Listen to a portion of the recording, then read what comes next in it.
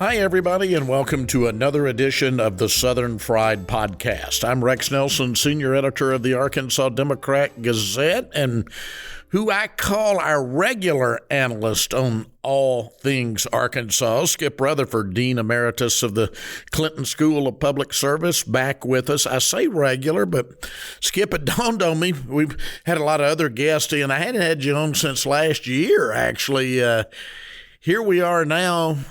A lot has happened. A new governor has more than 100 days under her belt now. We've had I guess the best word is an interesting legislative session.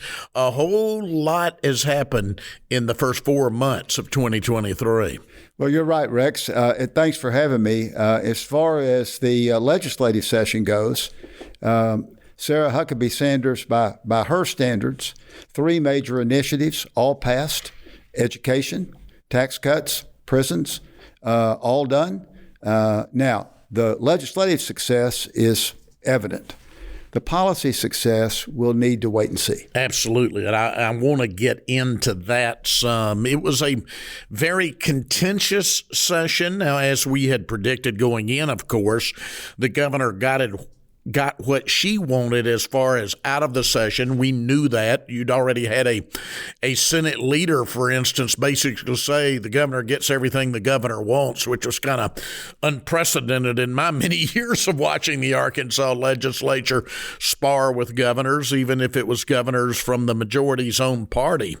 So we knew that going in, and the proof now is going to be in the pudding, so to speak, in the implementation. But back to the session itself, I thought that the really, really dangerous part came in the first month and a half, because the governor's office was not ready coming out of the gate. It took more than 6 weeks before the education bill was even dropped. And then it passed very quickly. But basically, you had a vacuum out there for 6 weeks. And as we know, some weird things can fill a vacuum when you leave it, Skip. And that's when we saw all the culture wars that so divided people, was mainly during that first 6 weeks of the legislative No, you're session. exactly right. That is exactly what happened. She was working hard, I believe, to try to put this massive education program together. She wasn't ready at the start of the session. And what we did see was all these bills that were related to culture that unfortunately dominated the debate, brought, again, national press stature to Arkansas on this, the culture wars.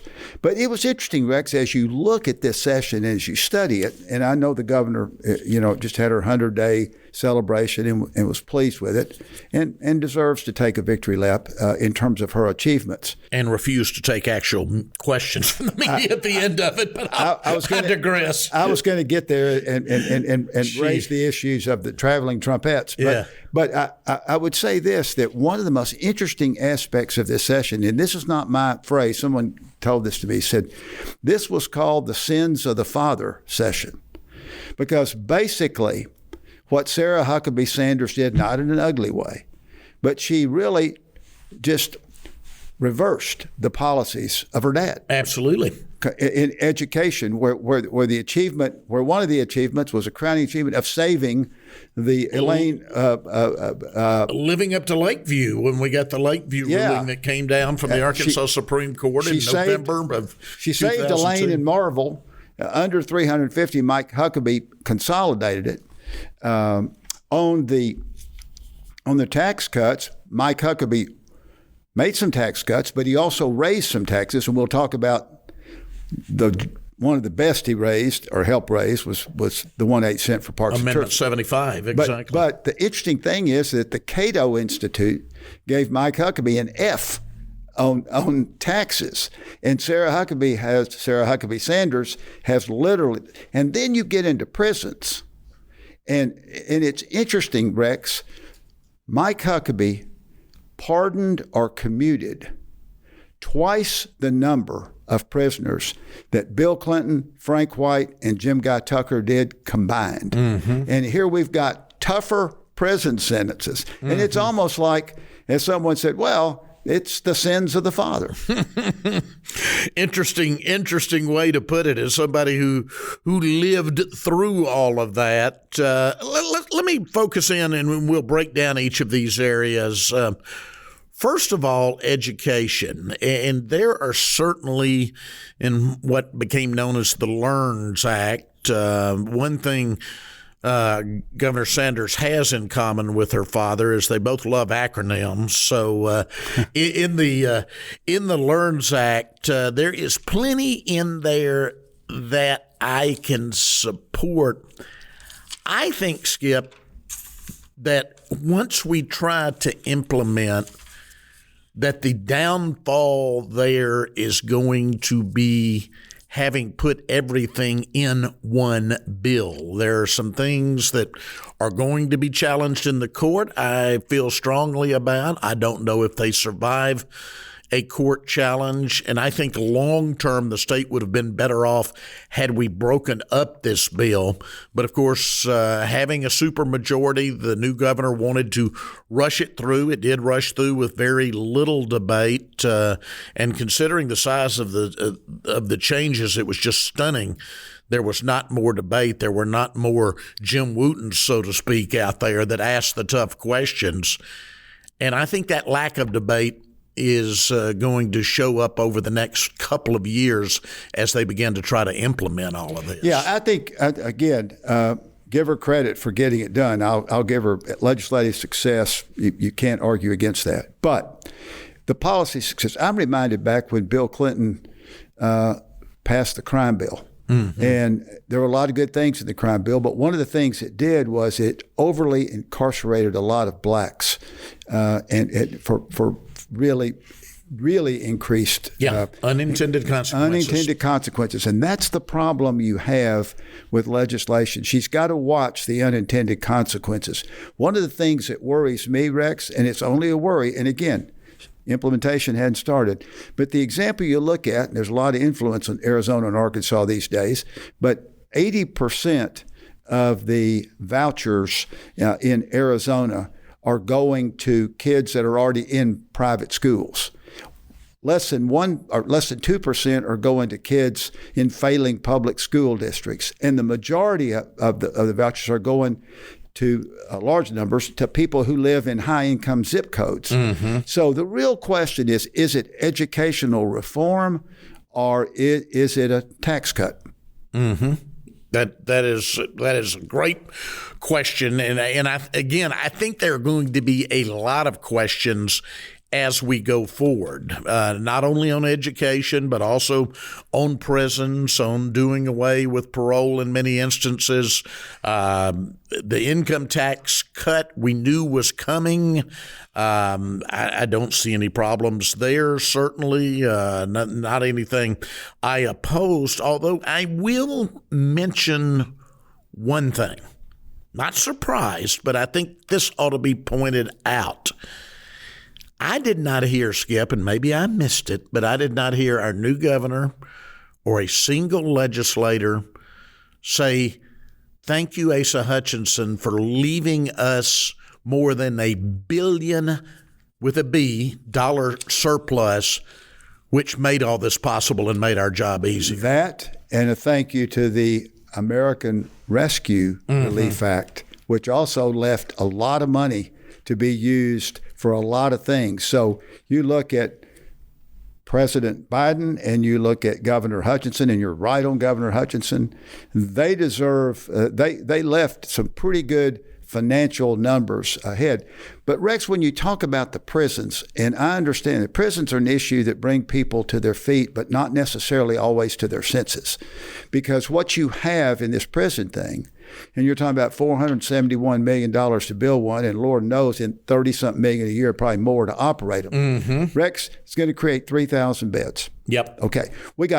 Right now in the state prison system, we got 1,000 more prisoners than we have beds. We've got 2,000 state inmates in county jails. 1,000 plus 2,000 equals 3,000 before you get tough on pardons and paroles. And so the 3,000 beds are going to be gone under these prison standards as soon as this prison's built, and probably then some. Our prison population, last number I saw was 15,650, something like that. That would make it the 28th largest city in Arkansas, just between Siloam Springs and Marion. Wow, that's interesting. Now, that's a lot of people. So you can imagine the next time you go to the Sultana Museum in Marion, or the next time you visit Siloam Springs, or in our hometowns of Arkadelphia and Batesville, they're long past them. The whole town would be incarcerated. Yeah. Now, the other thing, and I said the challenges are going to be in the implementation of all of this, and it's not just education. Back to the prisons. We've got, thankfully, for our economy, but we've got record low unemployment in Arkansas right now. We have beds right now at the Tucker unit, but they can't hire enough guards and other employees. Those are not good paying jobs, to be honest with you. In an era of low unemployment, in an era when people are leaving the Delta, where, of course, Tucker Prison Farm is located, they can't find employees, Skip. And it's going to take hundreds of employees to staff a 3,000-bed prison. You bet. Where are they coming from? Well, the answer is I don't know. But whether that's one prison or two prisons or three prisons, but if you look at it, Rex, people view these prisons as economic development initiatives. And in the Delta, you look, you see a prison expansion in Batesville, you've seen one in Forest City, you've got Pine Bluff, we have Calico Rock. This may be the time, staffing-wise, that this should go to Northwest Arkansas. This may be the time where the new prison should be in Northwest Arkansas. That's going to make your friends up there real happy. It's going to make them real nervous when they say about it. But I'm just saying that in terms of operating a prison efficiently and effectively, what we do is where the people are, where the jobs are. Yeah. So, I'm not, if you want to spread them out statewide rather than concentrate it just in the impoverished area, maybe they ought to take a look at that. Interesting. All right. We hit on the state level. Let's move to national politics for just a moment, because another development, we mentioned Asa Hutchinson, is he announced that he's running for president. And I go back and I say, boy, we produce a lot of presidential candidates, don't we, for such a small state? But Asa is kind of looking for that middle ground, maybe as Donald Trump and Ron DeSantis have a cage steel death match, as I would call it, that maybe he sees an opening that he can sneak through as the pragmatic, old-style, Reagan-style Republican. Speaking personally, and you and I have covered and watched, and you've been involved in a number of presidential campaigns, I don't know that he can raise the money to hang on for a long time, but I will say I'm glad he is out there speaking that traditional Republican line, being the pragmatist, trying to bring the party back to its senses after being dominated by Trump for the last few years. Well, I agree with you. I also think, quite frankly, just in terms of civics education, it's good for the state to have somebody run for president. It's good to have the focus on the state. He's going to announce in his hometown on the town square in Bentonville. And I think, quite frankly, when you look at him, particularly now, and the way he is speaking out, particularly taking on Trump, which unfortunately DeSantis has done with a few little ads, but not much. And Mike Pence throws his head up and then goes back down, kind of like the groundhog that, he kind of sticks his head out and then gets scared and goes back under. Asa's been pretty consistent in this. I am not for Trump, and I don't think Trump ought to be the nominee, and we can do better than this. Now, whether that message will fly or not, I don't know, but there's a lane. There is a lane. I think it's very narrow. I think John Brummett's written about that some, and we both agree it's very narrow, but maybe he can get in there and sustain this. If not, I wrote a recent Sunday column hearkening back to something, as you were close to Bill Clinton, you'll well remember the old Democratic Leadership Council and where DLC came along is, they got tired of getting their brains beat out, starting back with George McGovern, with the liberal candidates, and there was a move by moderates to bring the party back to the center. Bill Clinton chaired the DLC back in the late 80s. That helped his national profile, really opened the door for him to win the nomination, of course, and later the presidency in 92. And my thinking in that column was, the Democrats were falling off the left end and saying we need to bring it back to the center. Now we have the Republicans falling off the right end and saying we need to bring it back to the center. And I think there is a need for a Republican organization to be to the GOP what the DLC was to the Democratic Party. And even if his presidential campaign does not result in a nomination, Asa Hutchinson seems like the perfect person to run such an organization to me. And, we talk about Asa and his lane. And again, as you know, I have some very strong policy differences with Governor Hutchinson. But as a human being, I think he's a very decent, honorable guy. And as governor, I think he kept the tradition that when Rockefeller started and he governed in the middle. Despite our policy differences, I do think there is a lane. I will say this, Rex. I keep thinking back to the day I went out to the governor's mansion in 1991, and Bill Clinton said to me, and to the few that were in the room, I'm thinking about running for president. And I said, my gosh, you don't have a chance. There's no way you can do this.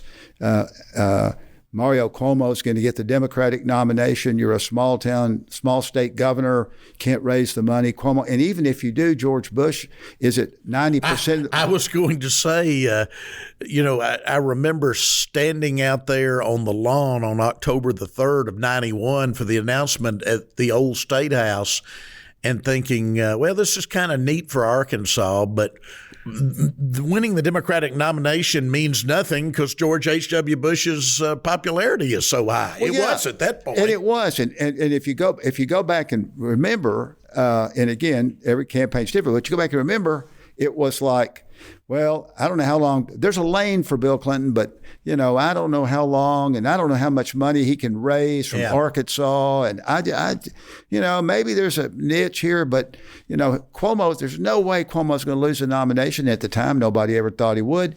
And there's no way you can beat George Bush. At the time, nobody ever thought that. So politics is about timing.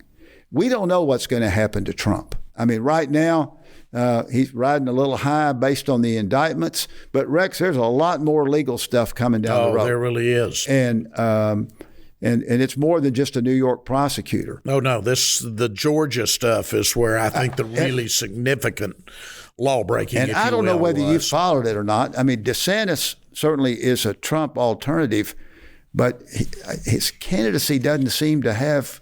He can't quite find his footing. He's spending more time attacking Mickey Mouse than he is anything else. And you want to think, really? Are you kidding? You think, why are you going after Mickey Mouse? Yeah. We'll be back with more of the Southern Fried Podcast, but first, this break. Hi, Rex Nelson here. Thanks for listening so far. A lot of the topics we cover here on the Southern Fried Podcast and many more can be found on the pages of the Democrat Gazette. If you'd like to support this great newspaper's commitment to bringing you the latest in Arkansas news, sports, and entertainment, consider subscribing to the Democrat Gazette today. With your subscription, you'll get a digital edition of the newspaper every morning, along with the latest news and updates delivered to you on an iPad provided at no extra cost. You'll also get the same award-winning journalism you've come to expect from the Democrat Gazette, including my 3 weekly columns, plus exclusive photo galleries, videos, articles, and digital extras, all in the palm of your hand. As a bonus, we're offering a limited time deal to our podcast listeners. To take advantage of this exclusive offer, click the link in the description or go to arkansasonline.com/podcast23.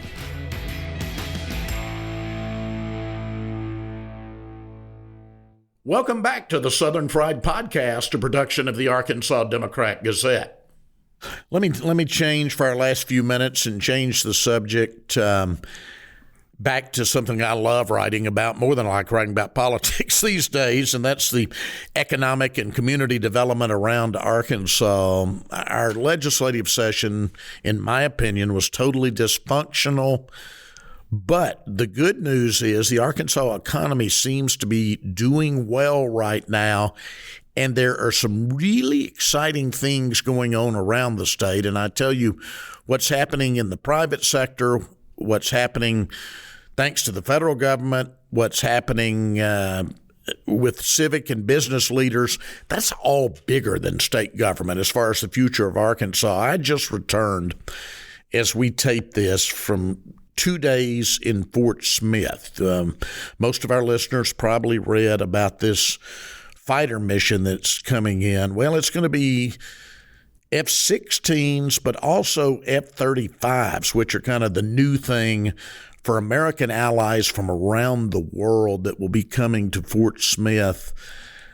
They have estimated that will have the economic impact of about $1 billion on Fort Smith. I had some sources tell me that it may be far north of that. I think this mission, Skip, could really, from an economic standpoint, the jobs it brings in, and then the multiplier effect as those people shop in local retailers, as they attend school there, as they raise their families there. I think we have seen perhaps something that will help transform that whole part of West Arkansas. Rex, I think you may be right, and you know more about this than I do, though my daughter and son-in-law live in Singapore, and clearly there are a lot of resources in Singapore. Oh, yeah, and they're going to bring a lot F-16. That's right. Whole mission training there. They're going to build their own facilities, have their own hangars. Now, on the F-35 level, those are going to be all kinds of American allies.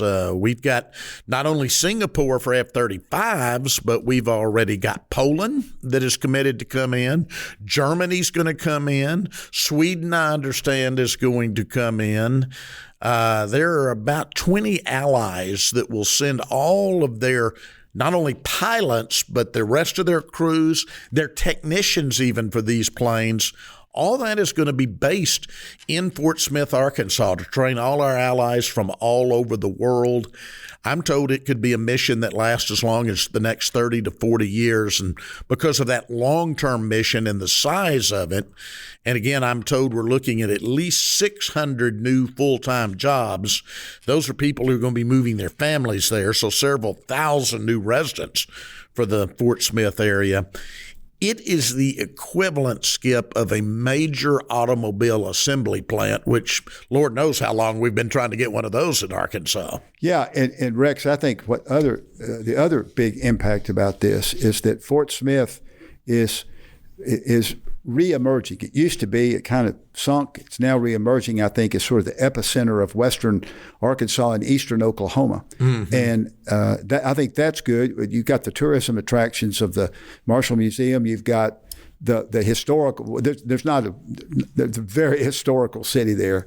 And then you've got the river there. So you've got a lot of, and pretty downtown and some pretty strong leadership. And out at the old Fort Chaffee. Yeah. I drove around there, Skip, and I was blown away. I mean, it was like Northwest Arkansas in looking at the housing developments that are going up, at the apartments that are going up. And I'm glad. The Arkansas Colleges of Health Education keep adding on. I'm glad. And they told me, in addition to this new mission, in addition to the Marshall's Museum, which is going to be a national attraction about to open, that Chaffee is one of the lead places in the country that you can point to and say, after base closing, BRAC as it's commonly known, this is one of the most successful efforts to take a former base and transform it into something in the private sector. Well, and I think the most interesting thing about it is that you and I have had conversations before, and we start talking about three economic bases. We start talking about Central Arkansas, we start talking about Jonesboro, Paragould, and we start talking about Northwest. When we talk about Northwest, we're talking about Fayetteville, Springdale, Washington and Benton counties. Yeah. But now there's a fourth. You got Fort Smith. There's always been one. It's just never, it's been sleeping, and it's had its challenges. But now it's coming back. I think the next thing, and I hope it does, I'm hopeful that the next big economic resurgence that we see, and it's trying, and my friend Cliff Chitwood is really working hard on it, is Blytheville. And along that the Blytheville, Osceola, Steele, Wilson, Marion corridor up in there, I think that could be number 5. Well, I think you could be right. Just a couple of weeks ago, I haven't even written the column yet as we tape this, but went up and had lunch with our old friend Todd Shields, the new chancellor at ASU Jonesboro. And Todd told me, with all the growth in Jonesboro, and now with the steel coming there, he says this area, and I thought this was real interesting. I'm definitely going to use the quote in the column. This area kind of reminds me of Fayetteville 20 years ago. Well, when I got there, you think you're on the precipice of something big, and he thinks Northeast Arkansas is on the precipice of something big. Well, and I will tell you, Arkansas State give Chuck Welch credit bringing in someone like Todd Shields. And I know you've worked closely with him in the Clinton School and others, but he's an academic superstar. Well, he is, and he will do great work at ASU. But I think we also got to remember one of the areas I want to focus on, and I think one of the things that's being forgotten, and it's an interesting development, the new partnership that the Murphys in El Dorado and UAMS about the medical care at South Arkansas Hospital in El Dorado. Mm-hmm. I really think that the Murphys are doing some great stuff, the family in El Dorado. South Arkansas needs attention. Yeah. And I think it to me is that needs attention. And I will say, again, at the risk of being politically incorrect, is that I think go forward, Pine Bluff, what they've tried to do there. I know some people are opposed to it. If I were lived in Pine Bluff, I'd vote for it. Amen. You got to support yourself, and I hope it passes. Let me go back to South Arkansas before we finish up. As you know, I'm from the south half of the state and got a heart for that. We talk about Fort Smith about to take off again, perhaps Northeast Arkansas about to take off. Let's go down to South Arkansas and talk about a couple of other things that are happening.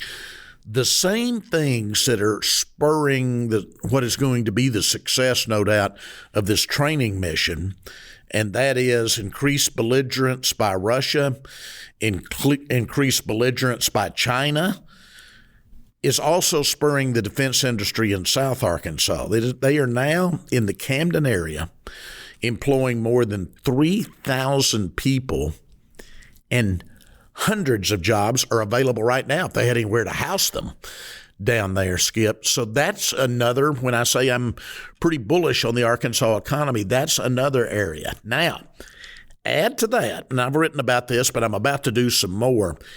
Add to that the current testing that is going on to see if we can take that brine, which has long been a byproduct of the oil and gas industry in South Arkansas, most of which we've just injected back into the ground, and pull lithium out of it, which we're going to need for electric vehicle batteries in the years ahead. The Chinese control the lithium market now, and so there's a big move for American lithium. And I'm told I'm going down next week, actually, and do a story on that. I'm going to be accompanied by Trey Berry, the president of Southern Arkansas University. But I'm told if that works, let's keep our fingers crossed as Arkansans, Skip, that could be the equivalent of what the 1920s oil boom was to South Arkansas. What I'm saying, there's such a need for lithium. Right, there is. And I've always said, because of my role in the Children's Hospital Board and others, the medical component is essential for good economic. Jonesboro has strong medical. Fort Smith, Northwest Arkansas, Little Rock. No, that's another bright spot in South Arkansas. And I think that, but a couple of things I want to say is, Rex, let's don't overlook with all the stuff, is that remember, in hopefully 2025, we'll be opening a new dental and vet school right not far from where you and I are recording this broadcast. Back here in Central Arkansas. Several hundred people will be living, working, going to school in downtown Little Rock. That's going to be a big deal. That's going to be a very big deal, adding the culture of life to our city. And if you want to see another big driver, I've been telling people of the future of the Central Arkansas economy, again, that will make you bullish on the future of Arkansas. Go east out of Little Rock just a few miles, get right outside the edge of North Little Rock, take the Galloway exit there where all the truck stops are, go over to old Highway 70 and take a left.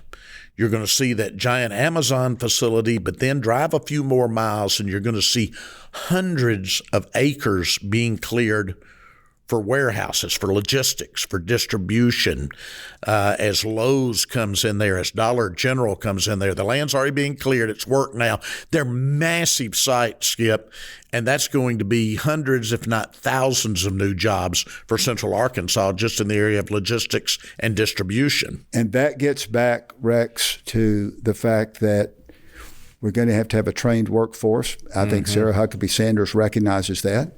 We need to have a highly educated workforce. Do you realize that on the national average, people start school in 4 years, only 41% complete their education in 4. I remember when I went to college, I know it's the old days, my mom and dad said, you got 4 years. Yeah.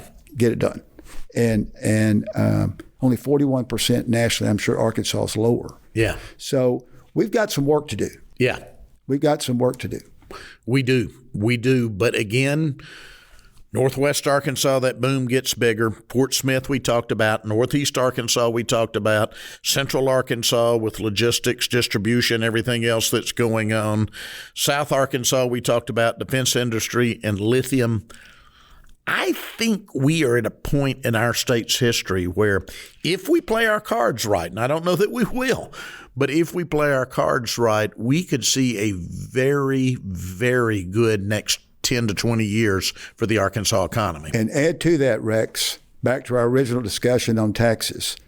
Your boss, the father of the current governor whose portrait she sees every day, his 1/8 cent tax for Parks and Tourism, Game and Fish, Keep Arkansas Beautiful, which passed by about 8,000 votes, has generated over $1.5 billion. And what it's done to transform Arkansas parks is transforming. So the work that Brian Sanders and others are doing, they're riding the wave of the great work that was done. Arkansas has invested in its parks and will continue to. It's like Fort Smith 40 years or this is going to be this is a big economic driver too, because quality of life issues, ask Bentonville, are very important. Absolutely. I was at the annual meeting of the Arkansas Historical Association last week at the DeGray Lodge, and Skip, it was packed not only with historians, but that parking lot was full of Texas license plates, and it made me smile. It should make you smile because you worked hard on that. Plus, you're in your home area. Exactly. But they were packed to the gills. Yeah, the lodge. And I think we underestimate. And people, we're the natural state, and it's a pretty state. But let me tell you, got to have infrastructure, whether it be in economic development, education, or tourism. And the infrastructure that 1/8 cent tax has provided, is providing, and will provide is essential to do things like keep DeGray strong. Yeah. I will close with this because you set me up. We were talking about Fort Smith. The Air Force colonel who is in charge of the planning of that new mission likes to camp, likes to cycle, likes to get out. This is his 13th post. He's lived in 13 different places in his Air Force career, been all over the country, and told me unsolicited, Skip, because I used this line, but I was glad to hear somebody verify it. He said, Arkansas has the best system of state parks in America. Yes. He had been up to Mount Magazine Lodge. He said it's what you'd expect to find in a national park. And give a lot of credit where credit's due. So a great deal of that credit, Rex, belongs to the longtime director, Richard Davies, who had the vision for all this. He's the one that went in and sat down with Mike Huckabee and said, don't fight us on this tax. And Mike Huckabee says, not only am I not going to fight you, I want to be supportive of it. Yeah. But Richard, and then Governor Huckabee, I mean, again, I'm biased since I was working for him at the time, but he was the closer then. He closed the deal with the voters. Well, he closed the deal, and the First Lady, kayak down the Arkansas River, jet ski down the Arkansas River. But I will say this, that it goes to prove that investment does make a difference. It does. It makes a difference. And I'm glad to see Lyon College investing in a dental school and vet school. I'm glad to see the U.S. military investing in a training facility in Fort Smith. I'm glad to see Parks and the 1/8 cent investing in parks, steel industry investing in Blytheville, the defense industry investing in Camden. It makes a difference. All right. I'll close by saying this so you don't have to, Skip. Despite what I consider a totally dysfunctional state legislature, I'm bullish on the future of Arkansas because economically there's a lot of good things going on. And I want to say that you extend best wishes to the traveling trumpet. All right, Skip. Thanks so much. Skip Rutherford, Dean Emeritus of the Clinton School of Public Service and the original political animal, our guest. Thank you for joining us for another edition of the Southern Fried Podcast, a production of the Arkansas Democrat Gazette.